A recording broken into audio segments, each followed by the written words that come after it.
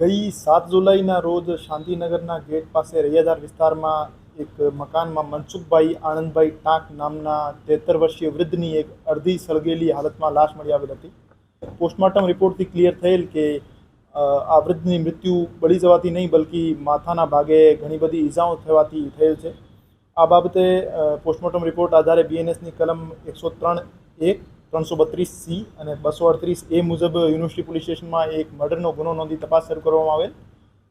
માનનીય CP sir Brijeshkumar Jha sir અને additional CP sir Mahendra Bagadia સરના માર્ગદર્શન હેઠળ university PI Shri HN. Patel, LCB PSI Shri RH. Zala અને ક્રાઇમ બ્રાન્ચના પીએસઆઈ શ્રી મોવલિયાના ટીમો દ્વારા એસીપી વેસ્ટના માર્ગદર્શન હેઠળ એક મર્ડરનો ગુનો ડિટેક્ટ કરી દેવામાં આવેલ.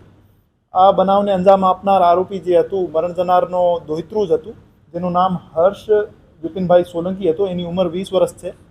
આ બનાવનું કારણ એવું હતું કે આરોપીના પિતાએ તેઓના સસરા એટલે કે આરોપીના નાના પાસેથી 4 લાખ રૂપિયા ઉધારે લીધા હતા અને એના વ્યાજ પેટે માસિક 4,000 રૂપિયા ભરતા હતા. અને મરણ જનાર પાસેથી આરોપી જે હર્ષ સોલંકી છે એમના દ્વારા પણ 35,000 રૂપિયા ઉધાર લઈ લેવામાં આવેલ હતા અને એમનો માસિક વ્યાજ 1,800 રૂપિયા હતો.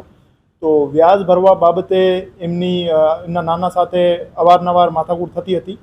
અને આ સિવાય આ જે આરોપી છે અમદાવાદના સોલા પોલીસ સ્ટેશનમાં ગરફોડમાં પકડાયેલો હતો અને ત્યાંથી એમને 12-13 લાખના સોનાના દાગીના ચોરી કરેલ હતા. આ બાબતે એમના નાના એમને અવારનવાર મેણા ટોણા મારતા હતા કે તારા લીધે મારી સમાજમાં બદનામી થઈ ગયેલ છે. તો એનાથી એમને ગુસ્સો આવી જતો હતો અને આરોપી દ્વારા પૂર્વ આયોજિત કાવતરું રચીને એક પેટ્રોલ પંપથી એક બોટલમાં પેટ્રોલ ખરીદવામાં આવેલ હતો અને પછી એમના ઘરે પડેલ એક લોહાની હથોડી દ્વારા એમના માથામાં ઈજાઓ પહોંચાડવામાં આવેલ હતી. અને ઈજાઓ પહોંચાડ્યા પછી એમની બોડીની સાથે એમની વ્યાજના હિસાબ કિતાબ લખેલું ચોપડો સાથે એમના કપડાઓ સાથે એમના નાનાને સળગાવી દેવામાં આવેલ હતા. ના, એવું કંઈ સામે નહીં આવ્યું કે જેમાં ઘરમાંથી કોઈ વસ્તુ ચોરી થયેલું હોય. માધાપર ચોકડી ઉપર આવેલ એક પેટ્રોલ પંપ ઉપરથી આરોપી દ્વારા ખુલ્લી બોટલમાં પેટ્રોલ ખરીદવામાં આવેલ હતો. તો એમના વિરુદ્ધ પણ કાયદેસર કાર્યવાહી કરવામાં આવશે.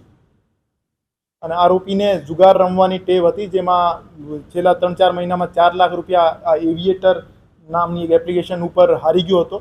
આ સિવાય એમના ક્રેડિટ કાર્ડમાં પણ ઘણો બધો લોન હતો. આ પૈસાની તંગીના કારણે અને વ્યાજ બાબતે માથાકૂટના લીધે એમના દ્વારા હત્યા કરવામાં આવેલ.